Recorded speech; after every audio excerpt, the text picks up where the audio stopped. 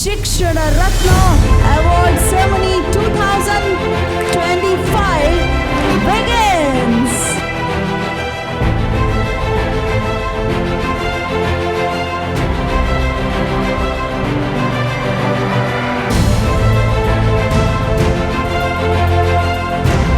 Honored for being a visionary soft skill trainer and a mentor, shaping the future leaders of Karnataka.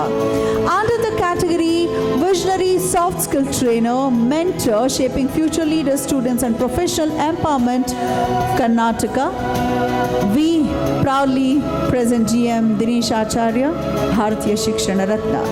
ತುಂಬ proud ಅನ್ನಿಸ್ತಿದೆ, ತುಂಬ ಖುಷಿ ಆಗ್ತಾ ಇದೆ.